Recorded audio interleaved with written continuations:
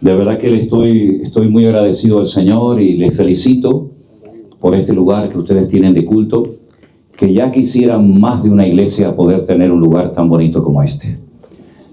Y no solamente lo que vemos, aunque esto tiene un peligro, este salón, ¿eh? Yo no había visto butacas más cómodas en una iglesia que estas. Aquí como venga uno con un poco así de... Se queda frito, yo el primero. Bueno, pues entonces no roncaremos para no molestarle a usted, hermana. Pero entre el aire acondicionado, el hermanito tocando el piano y lo cómodo que estamos, vamos, aquí me quedo yo groggy, pero vamos, aquí doblo yo en 5 minutos, seguro. Así es que la verdad es que el hermano Alexis, que debe estar por ahí, que no lo veo, el Señor lo usó de una forma maravillosa para poder conseguir este local, pero no sé si sabéis que no solamente este local lo tenemos alquilado, sino que aquí detrás hay también otra sala donde en este momento están los más pequeños, donde están los niños. Y es una bendición maravillosa el poder venir a este lugar, saber que los niños están bien atendidos, el equipo de sonido, los músicos, las butacas, el aire acondicionado, el aparcamiento, que los que venimos en coche también valoramos mucho el poder tener un aparcamiento, porque a veces, por ejemplo, en Tenerife, cuando los hermanos van a nuestra iglesia, como es un local en el centro de la ciudad, a veces es horroroso encontrar un lugar de aparcamiento, así que es una bendición poder llegar, pum, y saber que tengo una plaza para mí, ¿no? Los baños, ¿habéis probado los baños? ¿Los habéis visto? Después ir al baño y echar unas fotos allí para que... Maravilloso, tú. Es que no hay ni una sola excusa para decir no me gusta este lugar, pero ¿saben? Lo más importante de todo es que el Señor está con nosotros. Porque si el Señor no está con nosotros, hermanos, ni baños, ni local, ni vainas. Es la presencia del Señor lo que le da importancia a este lugar. Y hemos analizado, hemos visto en estos días de escuela bíblica allí en Alicante, que una de las iglesias del Apocalipsis, no voy a hablar de ella, pero solamente lo menciono, una de las iglesias del Apocalipsis perdió la gloria de Dios, perdió la presencia del Señor de sus vidas, y eso es una tragedia terrible, porque oye, el culto lo podemos hacer sin micrófono, nos podemos sentar en el suelo, al aire libre, pasando frío, pasando calor, pero lo que no podemos hacer un culto sin tener la seguridad y la garantía de que el Señor está con nosotros, porque si no, ¿a quién le estamos cantando? ¿A quién hemos venido a adorar? ¿A un hombre? Pues por favor, hasta ahí podríamos llegar, ¿no? Así que el tema de la escuela bíblica, Dios me lo puso en el corazón, porque veo la necesidad. Miren, por ejemplo, esta iglesia. Esto es algo atípico, esto no se ha visto nunca. Yo llevo en la obra de Dios a tiempo completo, dedicado a tiempo completo, desde el año 81, desde el siglo pasado, que se dice pronto, ¿no? Y en mi época era dificilísimo abrir una iglesia. Uno se iba a una ciudad, se iba a un pueblo de España por ahí perdido y en tu casa, en el salón de tu casa, empezabas a invitar a un amigo, a un vecino, al de la tienda, al compañero, a un hermano que a lo mejor hacía tiempo que no se congregaba, iba juntando ahí poquito a poco, 4, 5, 6, 7, 8, 10 hermanos, y cuando ya en la sala de tu casa no cabían, pues oye, hermano, vamos a alquilar un local.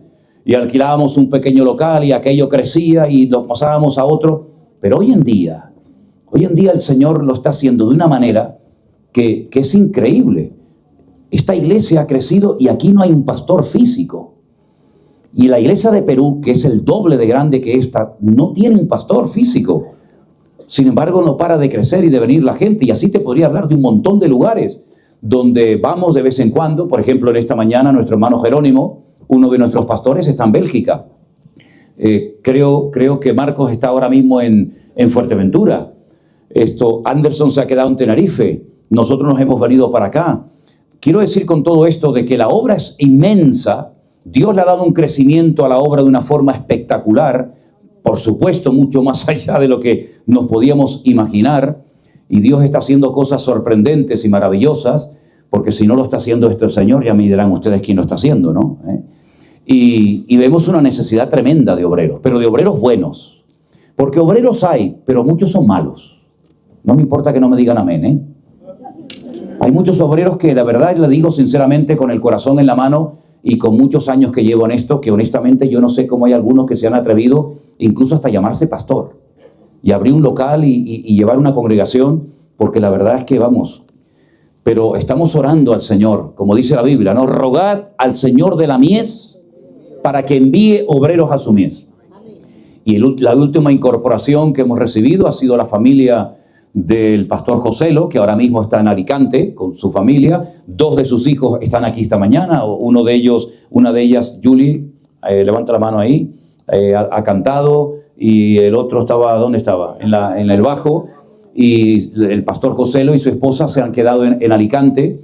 Ellos han venido de Uruguay para estar con nosotros en el ministerio. Bueno, creo que también han venido alguna vez aquí a Madrid, los hermanos también, ¿verdad? Bueno, y vemos una necesidad enorme de obreros, muy grande. Hay mucho más gente y más iglesias que ahora mismo que obreros para atender. Entonces, ya digo, Dios puso en mi corazón el deseo de hacer un alto en el camino. Este es el primer año que no hacemos congreso en España.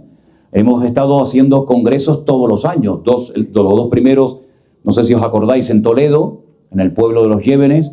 El tercero lo hicimos en Alicante. El año pasado lo hicimos en El Escorial, aquí en Madrid. Y este año dije, no, este año no va a haber congreso. ¿Por qué? Porque, oye, yo me di cuenta que sí, la gente muy contenta, la gente muy bendecida, pero no salían obreros de los congresos. No salen obreros, sale la gente muy contenta. Uy, qué bien lo he pasado, he conocido a este hermano, he conocido a la otra hermana, he estado aquí, he estado allá. Te viene gente de medio mundo, pero termina el congreso, cada uno se va a su casa y todo sigue prácticamente igual. No salen obreros de los congresos. Está muy bien, ¿no? Para gozarnos y disfrutar, como el que hemos hecho este año, creo que fue en el mes de marzo, si no recuerdo mal. En los Estados Unidos tuvimos un congreso internacional que fue una maravilla, fue una gloria, fue algo precioso. Vinieron muchísimos hermanos de muchas partes del mundo, pero por experiencia os digo que es muy difícil que de un congreso salga una persona comprometida y consagrada para servir al Señor en su obra. Entonces, ya digo, hemos hecho un alto en el camino y hemos dicho, oye, en vez de otro congreso más, vamos a preparar obreros. Y han respondido una serie de hermanos. Ahora mismo allí en la finca somos como 21, 22 o los que seamos. Tampoco quería un grupo demasiado grande, porque preparar a un grupo muy grande es muy complicado, pero hemos creado un ambiente familiar, conviven allí, desayunan, almuerzan, cenan, y allí también es muy importante la convivencia, ¿eh? Muchos me decían, ¿y por qué no has hecho estas clases vía online, por Zoom, para que la gente las vea? Digo, no, porque es importante la convivencia. Porque hay cosas de nuestras vidas que en los cultos no salen. El carácter de la gente, el saber convivir, el saber tratar con personas diferentes a tu estilo, a tu forma de ser, el carácter, la paciencia, etcétera, etcétera, eso no sale en un culto. Eso no sale en una reunión. Entonces, en la convivencia surgen cosas, ¿verdad?, que tienen que ser tratadas, porque el obrero no solamente es una persona que tiene que saber cosas de la Biblia, ¿no?, y preparar un mensaje y un bosquejo y predicar y esto y aquello, sino que el obrero tiene que ser otra cosa, ¿eh? Tiene que saber aguantar muchas cosas, y no todos son aplausos y gloria, gloria y aleluya, sino que a veces hay críticas y calumnias y traiciones y gente que esto y aquello. Entonces todo eso es importante tratarlo y pulirlo, para que cuando vayan a la obra del Señor, pues no se lleven sorpresa, ¿no?, pensando que todo es muy bonito, que es lo que la gente ve la mayoría de las veces, pero la cruda realidad otras veces es muy diferente, ¿no? Pensando en todo esto de la preparación de obreros, me venía a la mente en esta mañana, y yo os quiero llevar a la primera carta que Pablo le escribe a un obrero, a un joven pastor llamado Timoteo. Quiero llevaros en esta mañana a primera de Timoteo, el capítulo 3. Hay unos versículos aquí muy interesantes. Yo quiero hablar en esta mañana un poco por encima de este muchacho, de este pastor, de esta iglesia, de las cosas que le dice, las cosas que le comparte. Pero vamos a arrancar con el versículo 14. No sé si habéis traído la Biblia o la soléis poner aquí en la pantalla, ¿eh? Primera de Timoteo, capítulo 3, versículo 14. Dice la palabra del Señor. Bueno, el que no ve, ¿veis bien la letra? Los que están arriba, ¿la veis? ¿Sí? Bueno, si no la veis, perro y bastón seguro. Olvidaros de gafas, el perrito y el bastón, porque si no veis esto, hermano, en fin. Eso es. Esto te escribo, aunque tengo la esperanza de ir a verte, para que si tardo, escucha bien esto, sepas cómo debes conducirte, comportarte en la casa de Dios, que es la iglesia del Dios viviente, columna y baluarte de la verdad. Para que sepas cómo comportarte en la iglesia, Y esta es una carta que se le escribe un pastor a otro pastor. Y este pastor anciano, maduro, con experiencia en la obra de Dios, con las espaldas curtidas de latigazos y con muchas cosas que contar, le dice a otro joven pastor que recién comienza a servir al Señor en el ministerio, completamente en la iglesia de Éfeso: yo te voy a escribir un par de cartas, que las tenemos en nuestras Biblias, gracias a Dios, para que sepas cómo te tienes que comportar en la iglesia. Tal vez tú te sabes comportar en tu puesto de trabajo y cumples, eres puntual, haces lo que el jefe te dice, etc. Tal vez te sabes comportar en tu equipo de fútbol, o en tu barrio, o en tu familia, pero ¿y en la iglesia? ¿Dónde aprendemos a comportarnos bíblicamente en la iglesia? Para eso le escribe el apóstol Pablo estas dos cartas al joven pastor Timoteo. Pablo fundó la iglesia.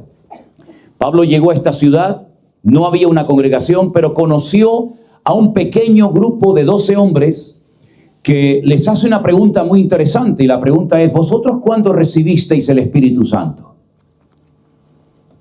Y la respuesta es tremendamente sorprendente. Le dijeron: nosotros nunca hemos oído hablar del Espíritu Santo. ¿Tú has conocido a un cristiano que te diga: yo no sé lo que es el Espíritu Santo? Yo no he conocido nunca a ninguno. Podrá creer más o menos, pero todo cristiano ha oído algo, ¿no?, sobre el Espíritu Santo, pero estos dicen que no. Entonces Pablo les hace otra pregunta, y dice: una pregunta, ¿vosotros en qué fuisteis bautizados? Y le dice: nosotros fuimos bautizados por Juan el Bautista. Bueno, pero que Juan el Bautista había muerto hacía 25 años. Entonces Pablo, como no los vio muy centrados y muy bien firmes en la palabra, le dice: mira, vamos a hacer una cosa. Vamos a empezar de cero a trabajar con vosotros. Dice que los volvió a bautizar. Yo a veces lo he hecho también con alguno que la primera vez se mojó. Entonces vamos a empezar de cero, los bautizó de nuevo, y con ese pequeño grupo comenzó a discipularlos, comenzó a ministrarles, y nació una iglesia enorme, de miles y miles de personas. Una iglesia tremendamente poderosa, que se convirtió en una especie de iglesia madre, es decir, en una productora de otras iglesias hijas. Y las famosas iglesias del Apocalipsis, como Esmirna, Pérgamo, Tiatira, Sardis, etcétera, etcétera, todas fueron hijas. Todas salieron de esta iglesia madre que estaba en la ciudad de Éfeso. Una iglesia tremendamente grande, importante, influyente. Mira, hasta el punto que dice la Biblia que el gran templo de la diosa Diana, por poco tienen que cerrarlo, porque dice la Biblia que había tanta gente que se convertía y dejaba la idolatría, dejaba el culto a Diana o Artemisa, como también se le conoce, que por poco tienen que cerrar el templo de la diosa Diana. Una iglesia espectacular, poderosa. Mucha gente que había practicado la brujería, la santería, todo esto, dice que quemaban los libros. Y fue un avivamiento. Si tuviéramos que definir a la iglesia de Éfeso, ¿qué fue lo que allí pasó? Fue un avivamiento, fue un despertamiento espiritual tremendo. Es una ciudad donde Pablo dice que lo apedrearon y lo sacaron de la ciudad, lo dieron por muerto. Más adelante, en otra ocasión, él dice que en Éfeso peleó contra fieras. Puede ser que a lo mejor lo lanzaran a la arena de algún circo romano de la época y tuviera que jugarse la vida peleando entre fieras. Él estuvo allí 2 años, es el lugar donde más tiempo se afincó. En otros lugares estaba 1 año, como en Corinto, en otros lugares 3 semanas, como en Tesalónica, pero aquí se afianzó, aquí se estableció durante 2 largos años. Estableció ancianos, estableció la iglesia, puso los pilares, los fundamentos de la obra, y después, cuando él decide marcharse a otra población, a otra región, le dice a su hijo en la fe, él lo llama su hijo amado, Timoteo, le dice: ahora tú te vas a quedar al frente de esta iglesia, tú vas a ser oficialmente el pastor, tú vas a tener un grupo de ancianos que te van a ayudar, te van a apoyar, tú corrígelos, tú disipúlalos, tú enséñalos, pero el pastor principal vas a ser tú.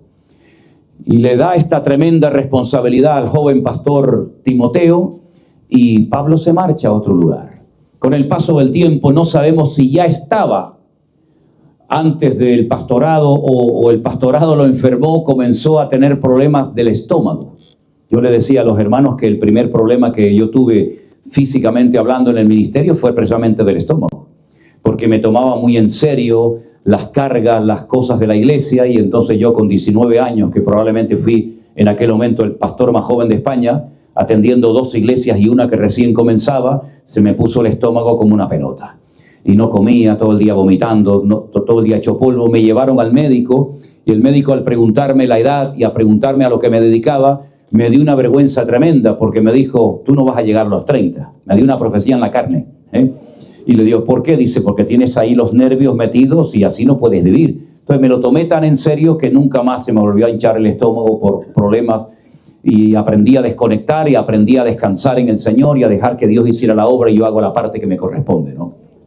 Pero Pablo le dice a Timoteo, este es el versículo favorito de los que les gusta soplar, le dice, tómate un poquito de vino, ¿no? Debido a tus múltiples problemas estomacales. Este versículo para muchos es el favorito, ¿no? Pero la cuestión está en que comenzó a sufrir, comenzó a ver que la gente lo menospreciaba por su juventud, por la edad que tenía. Entonces Pablo le escribe una carta y le dice que nadie te menosprecie por ser una persona joven, porque serás joven, digamos cronológicamente hablando, pero es una persona muy madura. Y por eso te digo que te cuides. Y yo le digo a todos y a cada uno de ustedes que están aquí esta mañana, no sé por qué, pero yo vine con este pensamiento en esta mañana y digo, de aquí no me voy hasta que yo diga esto. Cuide su salud, cuide su cuerpo, que al mismo tiempo es el templo del Espíritu Santo de Dios. Gente enferma, gente agotada, gente débil, no puede funcionar en el reino de Dios.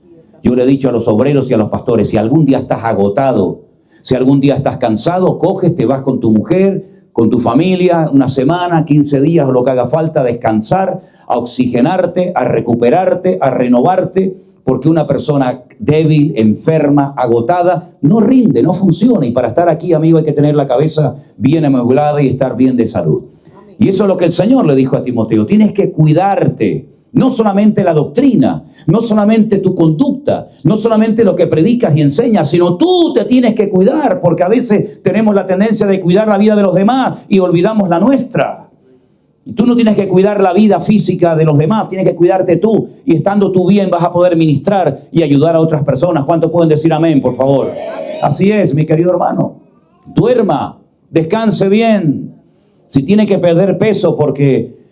en fin, porque ya la vida te ha bendecido mucho, pues pierde un poquito, no pasa nada, le vas a hacer un favor a tus rodillas, a tus huesos. Y si estás flaco como un palo, come un poquito, hijo, y engorda un poco, ¿vale?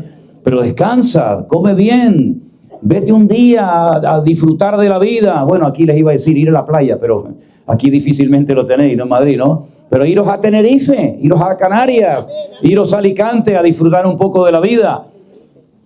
Porque hay personas que se han enfermado sirviendo a Dios. ¿Conoce usted a alguien así? Hermano, ¿por qué te pasa? Es que estoy agotado. Es que el lunes tengo ensayo de coro. El martes tengo la oración. El miércoles tenemos el ayuno. El jueves, como no ayuné mucho, ayuno otra vez. Y el viernes, pero hija, ¿pero tú cuándo vives?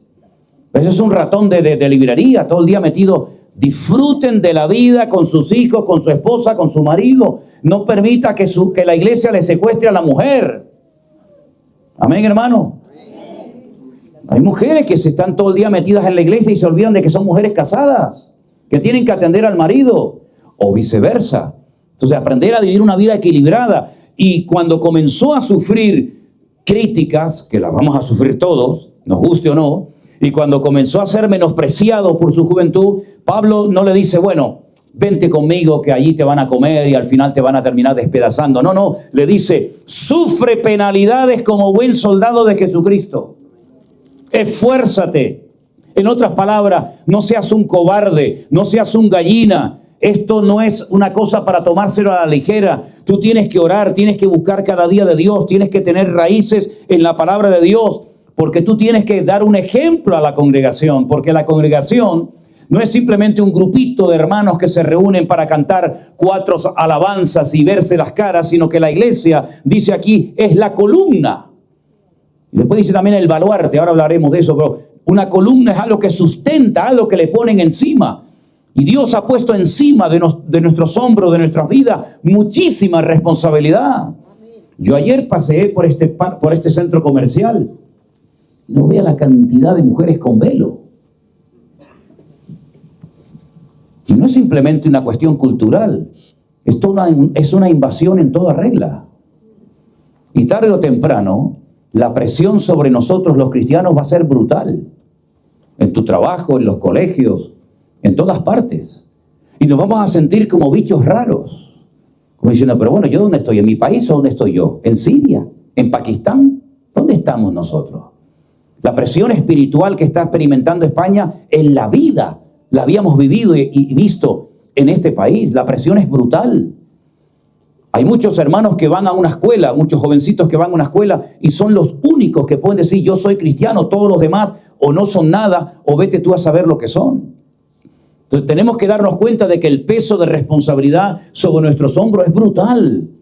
¿Quiénes van a dar la sana doctrina? ¿Quiénes van a enseñar los principios morales y espirituales que son la base y el fundamento del cristianismo? Si no lo hacemos nosotros, nadie lo va a hacer. Ni en las escuelas, ni en las universidades. Yo esta mañana me levanté y le dije a 5 personas buenos días y ninguna me contestó. Hoy me di cuenta de una cosa en Madrid. Soy invisible. Tengo la capacidad de ser invisible. Me monto en un ascensor y no me ven. Y les digo buenos días y no me oyen. Digo, ostras, este es un don que yo no sabía que tenía. Solamente una pareja de señores mayores me dijeron buenos días. Digo, ay, ya se me fue el poder de la invisibilidad, ¿verdad? Pero cada vez estamos viendo que el creer en Dios, el buenos días, el buenas tardes, el Dios te bendiga, incluso cuántos cristianos vienen ya a la iglesia hasta sin Biblia. En mi época era impensable ir a un culto sin Biblia. Y algunos dicen, no, yo la traigo en el móvil. La traigo en el teléfono. Bueno, menos mal que la traen en el teléfono. Donde la tienes que traer es en la cabeza y en el corazón, sobre todo, ¿no?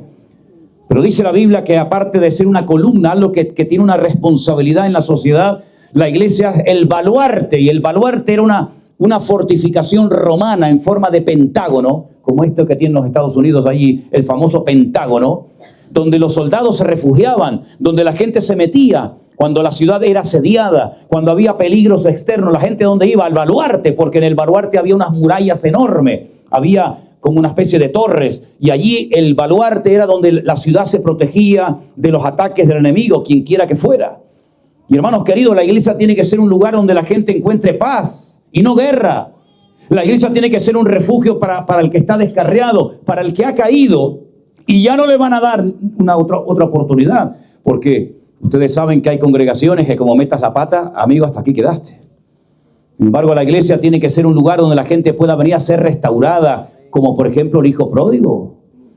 La iglesia tiene que ser un lugar donde la gente pueda ser restaurada y sanada de sus emociones, de sus malos recuerdos, de sus malos pensamientos, y un lugar donde se respire la paz, la armonía y la presencia del Señor. ¿Cuántos dicen amén? Eso es lo que dice la Biblia, que la iglesia es la columna y el baluarte ¿de qué? De la verdad. Amén. ¿Y quién es la verdad? La verdad es Cristo. Amén. En la iglesia la palabra de Dios tiene que ser la base y Cristo tiene que ser el protagonista, el invitado de honor en todas y en cada una de las reuniones. Lamentablemente yo creo que hay algunos lugares donde ya el Señor no quiere estar, porque a lo mejor se sienten incómodos si el Señor entra y señala con el dedo ciertas y determinadas cosas, ¿verdad?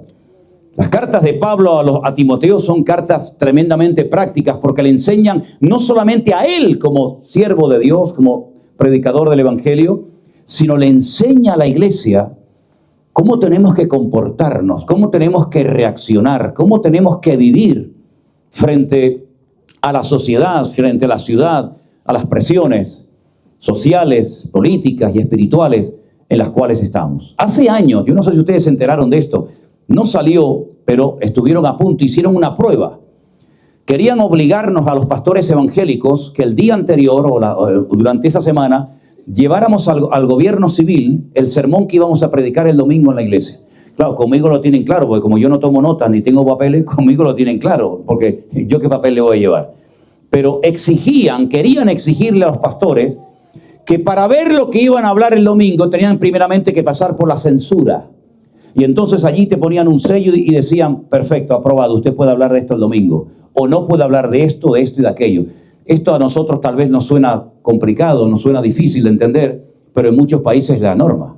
Por ejemplo, en China está prohibido hablar de Daniel y de Apocalipsis en los púlpitos. No se puede hablar de profecías en China. En muchos países no se puede hablar ciertas y determinadas cosas porque siempre están los dos chivatos de turno del gobierno tomando nota para ver si has dicho esto o has dicho lo otro en contra del gobierno, en contra del presidente, etcétera, etcétera. Y aquí lo quisieron hacer y no salió aprobada.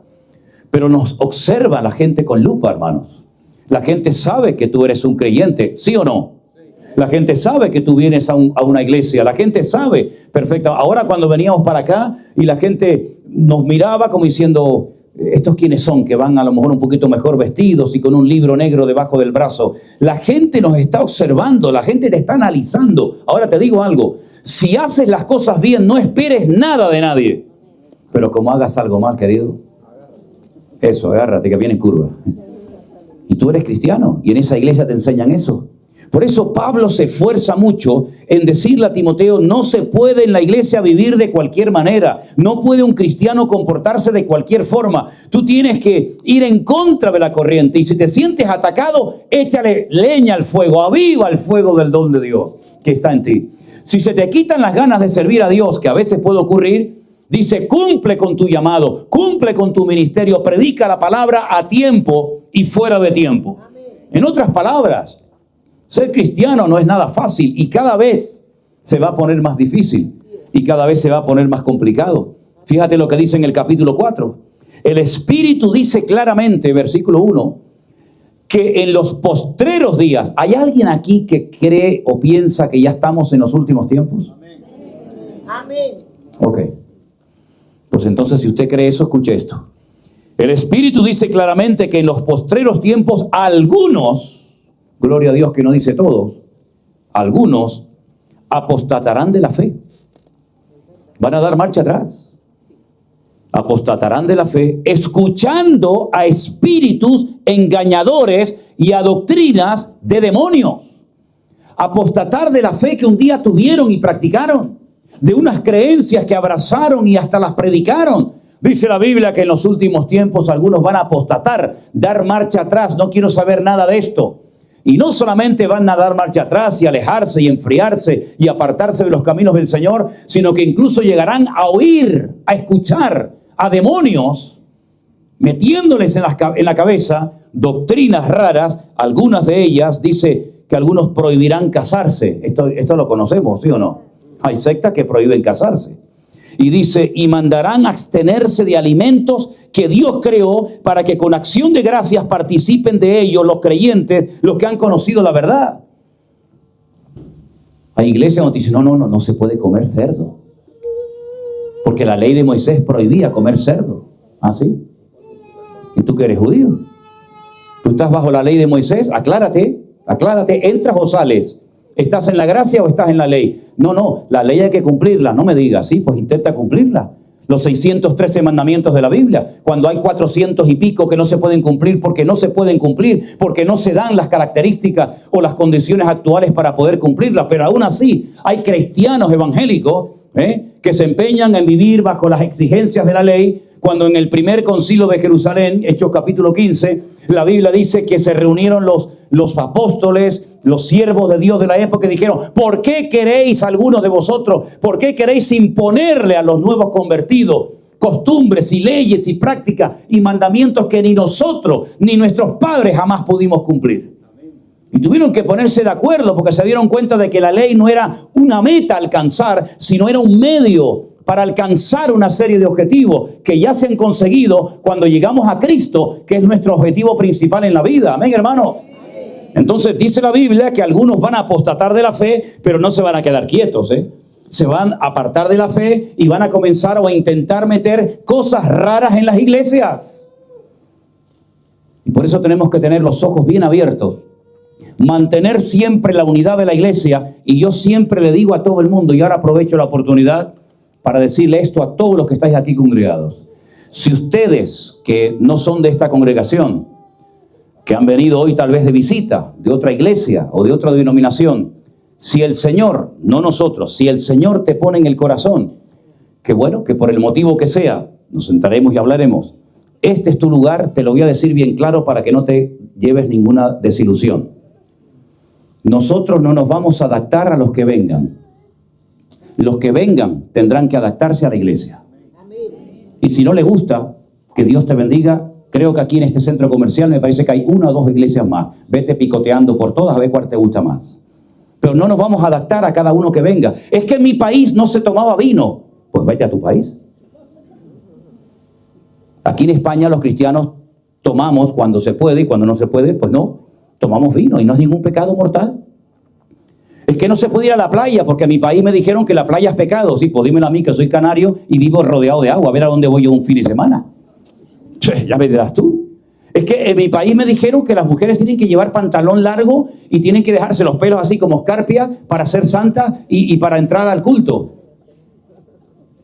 Es que en mi país las mujeres no se pueden maquillar ni poner pendientes y tienen que llevar el pelo hasta la rodilla. No sé, a mí me parece muy bien lo que se dice en su país, pero es que aquí ni estamos ni en su país y esta es otra congregación y el que viene, repito, se adapta y si no le gusta, que Dios le bendiga, no pasa nada. Por lo tanto, mis queridos hermanos, tenemos que partir de la base de que probablemente nunca estemos de acuerdo en todo.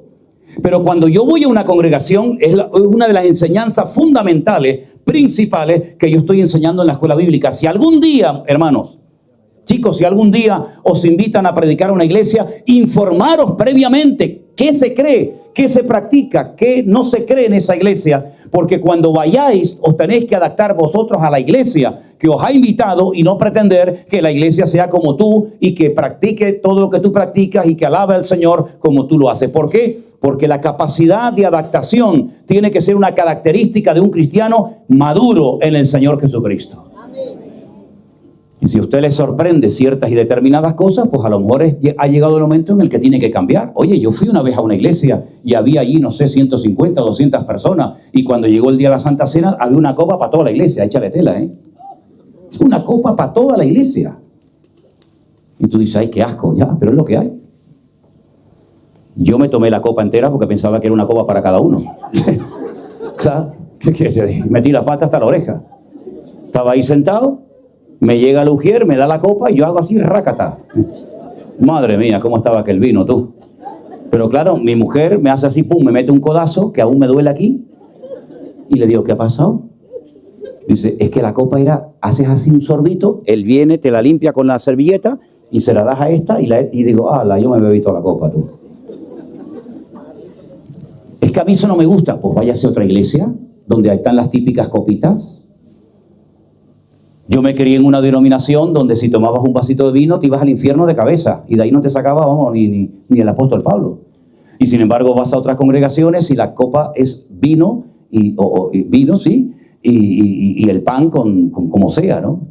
En otras palabras, lo que le está diciendo el Señor a Timoteo a través de Pablo es que tienes que poner doctrina, tienes que poner enseñanza y tienes que partir de la base, como le dijo Pablo el último día que se despidió de la iglesia.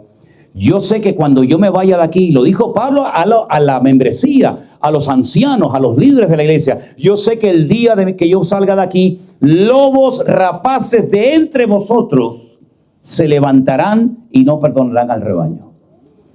Por eso, qué importante es que estemos unidos. Amén, hermanos. Amén. Qué importante que estemos unidos. Y le vuelvo a repetir, si usted viene de otra congregación, nosotros no somos una iglesia perfecta, no somos pastores perfectos, ni muchísimo menos. Intentamos hacer las cosas lo mejor posible. Pero si hay alguna persona que en un momento determinado viene y dice, ay, es que a mí no me gustó tal cosa, Dios te bendiga, hermano. Ore al Señor para que el Señor le ponga a usted en el lugar indicado. Si no es aquí, será allá, y si no, más allá. Y eso es todo lo que el Señor le está hablando a través de Pablo a Timoteo. Que tienes que cumplir con tu llamado a pesar de la oposición que vas a estar recibiendo. Y lo anima, le da palabra, le da consejo, le dice, mira, si vas a nombrar diáconos en la iglesia, que son fundamentalmente los servidores, tienen que cumplir estos requisitos. Tú no puedes poner a cualquiera a hacer cualquier cosa en la iglesia, que esto no es una fábrica de chocolate, esto es la casa de Dios, columna y baluarte de la verdad. Y los diáconos tienen que ser así, así, así, así. Y no te digo más, si alguien quiere servir al Señor en el ministerio, como obrero, como predicador o como sea, los requisitos son aún más altos. Solamente os recuerdo que el día que la iglesia primitiva se dio cuenta de que había problemas de murmuración en la iglesia a la hora de la comida, los discípulos dijeron, no, nosotros no vamos a dejar el ministerio para estar ahora sirviendo las mesas, porque esta que es judía dice que le han puesto más y la otra dice que le han puesto menos, vamos a nombrar diáconos. ¿Se acuerdan ustedes del pasaje? Dice la palabra de Dios que nombraron a 7 diáconos y los 3 requisitos que había en ese momento, todavía Pablo no se había convertido, los 3 requisitos eran un hombre de fe, un hombre de sabiduría y un hombre lleno de buen testimonio. 3 requisitos fundamentales. Luego el Señor amplía los requisitos a través de la pluma de Pablo, a través de Timoteo, a través de Tito. Y está diciendo, hermanos, en la iglesia tenemos que tomarnos las cosas muy, muy en serio. Y por ejemplo, las personas que están en la puerta, los sugieres, como se les llama, ¿no? Los que le dan la bienvenida a la gente. Esa es la primera imagen que una persona se lleva a la iglesia. Y ustedes saben que hay una ley que dice que nunca tendrás una segunda oportunidad para dar una primera impresión, una primera imagen, ¿no? Entonces imagínense que el que está en la puerta le apesta la boca. ¿Qué va a pensar de la iglesia? Que aquí son todos unos guarrindongos. Imagínense que huele a sudor. Bueno, diplomáticamente regálele un desodorante, una colonia al hermano o a la hermana, ¿no? Imagínense la imagen que se lleva. Imagínense que la persona está toda despeinada. Imagínense que la persona le da una mala impresión a la persona que hace un esfuerzo por venir a un sitio como este, de otra religión. ¿Sabe Dios dónde me voy a meter? Por eso todo lo que usted logre hacer en la iglesia, sea educar a los hijos o a los niños, menuda responsabilidad. Tocar en la alabanza, en el sonido, lo sugiere, el orden, etcétera. Todo tenemos que hacerlo, como dice la palabra, decentemente y con orden. Amén. Y no usar a la gente para que se animen o simplemente para que, bueno, a ver si se anima y se involucran. No. Usamos a la gente fiel. Usamos a la gente que ama al Señor, que ha demostrado crecimiento y que ha dado fruto, dice la palabra de Dios. ¿Conocen ustedes la expresión cuando la gente quería bautizarse en la época de Juan el Bautista? Se había convertido en una moda. ¿Qué decía Juan el Bautista? Haced frutos dignos de arrepentimiento. Primeramente, demostrad que habéis cambiado. Y cuando habéis demostrado que habéis cambiado y habéis dado fruto, entonces nos sentamos y hablamos. Hermanos queridos, el nivel de madurez y de espiritualidad en la iglesia tiene que ser elevado por nosotros mismos y ser los más exigentes del mundo, los más puntuales. Usted no puede acostumbrarse a llegar tarde a un culto. ¿Usted va a llegar mañana tarde a su trabajo? ¿El jefe no le va a decir nada? Usted tiene que estar a las 7 de la mañana o a las 8 de la mañana en el trabajo y usted va a llegar tarde un día, el jefe le va a decir, oye, que no pasa. Y otro día, porque hay gente que pasan años y siempre llegan tarde a la iglesia. ¿Por qué no lo haces mañana cuando vas a trabajar? Porque te echan del trabajo, ¿verdad? Porque te interesa el dinerito. Pues cuando nosotros nos levantamos por la mañana, tenemos que decir, Señor, yo voy a tu encuentro, yo voy a un lugar donde hay otros hermanos que han hecho un esfuerzo tremendo, que han venido en autobús, en metro, caminando, como sea, y yo quiero llegar el primero para saludar a mis hermanos. Y cuando termine el culto hay hermanos que tienen la costumbre de salir corriendo, yo los llamo los hermanos bomberos. Siempre salen corriendo, no tienen tiempo para nada. Hermano, párese, salude a la gente, sobre todo a la gente nueva, preséntese, dele la bienvenida. ¿Cómo te llamas? ¿Cómo estás? Oye, si puedo servirte. ¿Dónde vas? Pues voy a tal sitio. Pues yo también voy, vente conmigo en el coche que te llevo. El amor hay que demostrarlo. ¿Cuántos dicen amén? De nada sirve que cantemos muy lindo. Eso no cuesta nada, hermano.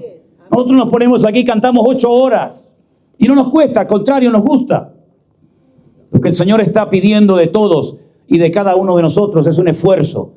Y que la iglesia realmente ya de una vez por todas demuestre al mundo y a la sociedad donde vive que realmente amamos al Señor. Y el que ama al Señor es una persona esforzada, es una persona comprometida, es una persona puntual, es una persona que se toma en serio las cosas del Señor. ¿Cuántos se quieren tomar en serio las cosas del Señor? Amén. Los que no levantaron la mano me están diciendo que no les interesa el tema, ¿no? ¿Cuántos se quieren tomar en serio la vida cristiana? Eso es otra cosa. Cuando Pablo le escribe la segunda carta, le dice algo muy interesante que yo también, si me permiten, quiero compartirle a ustedes. Y es en el último capítulo. Esta es la última carta que Pablo escribe, ¿vale? Ya después del segundo de Timoteo, Pablo no escribió nunca más porque ya murió como mártir en Roma. Pero mira lo que le dice Pablo a Timoteo en esta segunda carta, en el capítulo 4. Si tiene su Biblia, quiere leerla conmigo. Capítulo 4, a partir del versículo 6. Yo ya estoy para ser sacrificado. ¿Cómo sabía el apóstol, nuestro hermano Pablo, que le quedaba poco tiempo, ¿no? Estoy para ser sacrificado y el tiempo de mi partida está cercano. Yo no sé por qué, pero a veces la Biblia registra ejemplos de personas que sabía que le quedaba poco tiempo de vida. Lo sabían.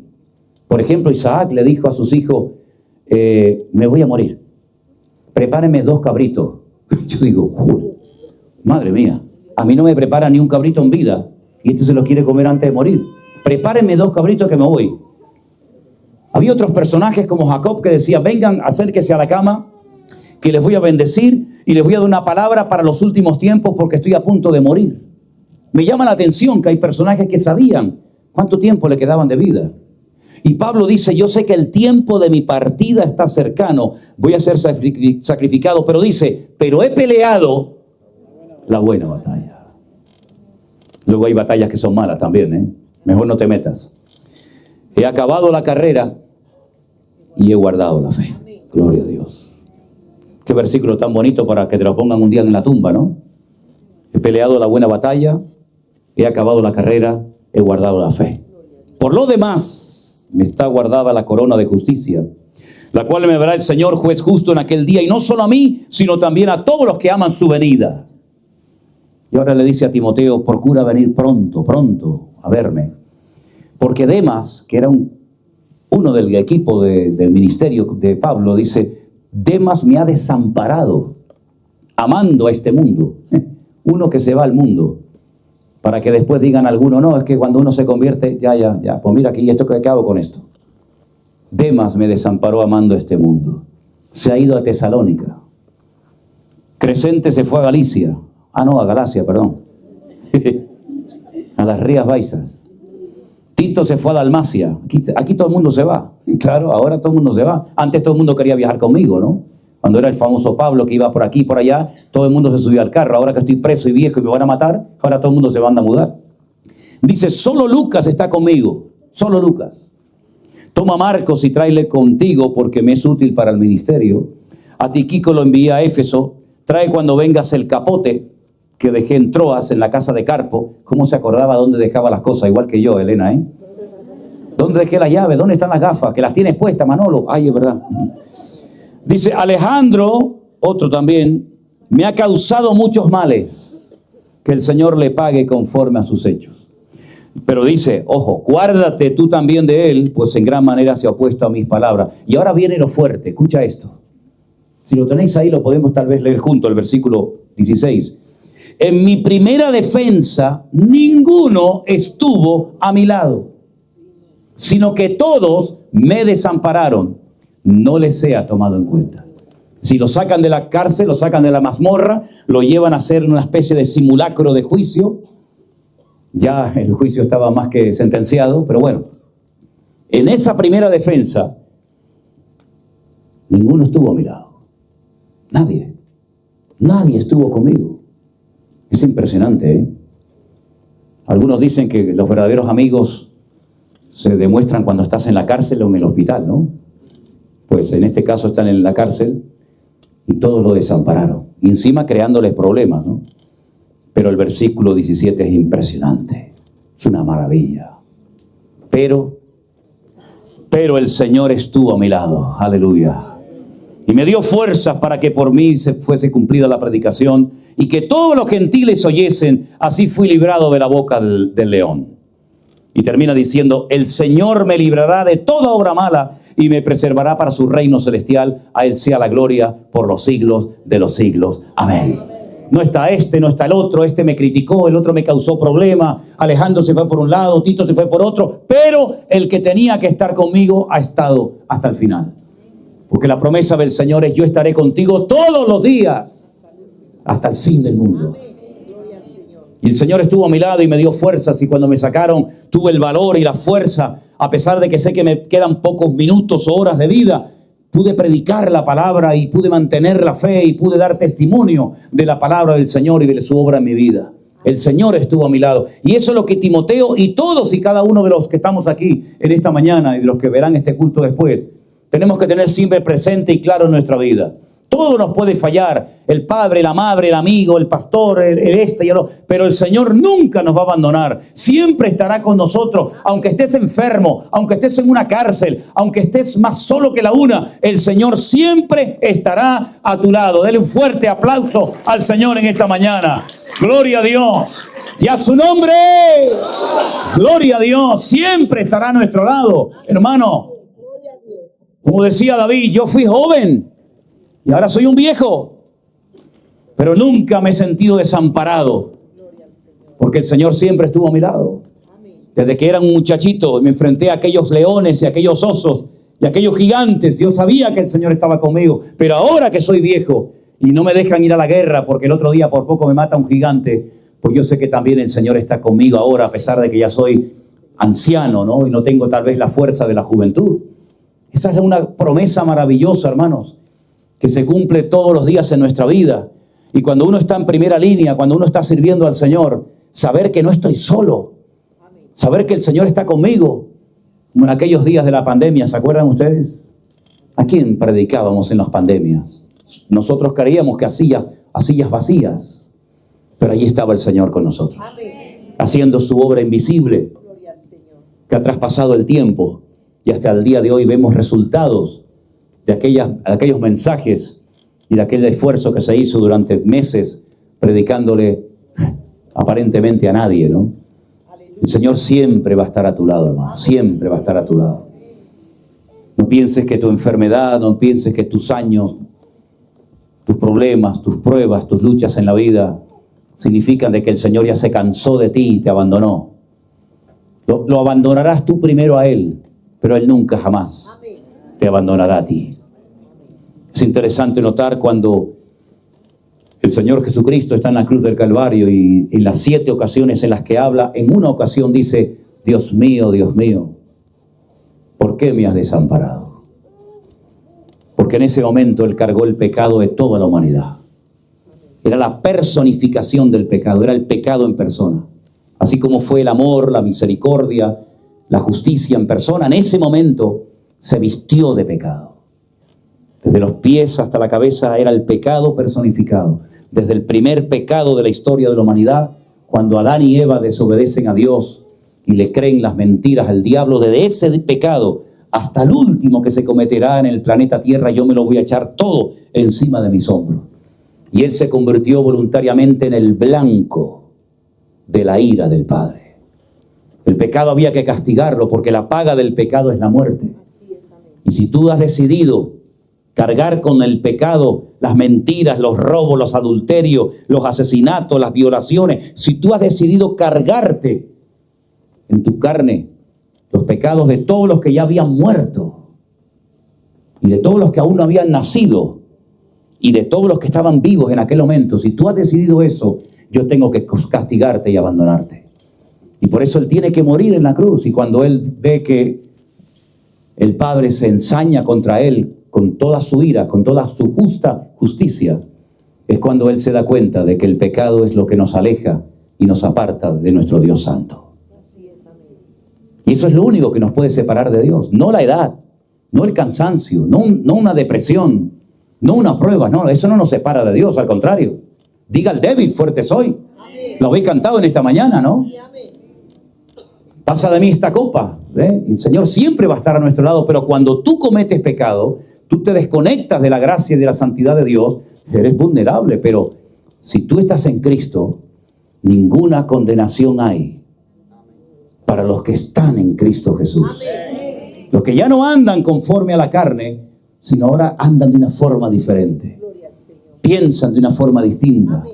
Y no tienen por qué sentirse condenados por un pecado que cometí o por algo que hice hace 20 años, de lo cual me arrepentí, porque el Señor perdona y olvida, mis queridos hermanos.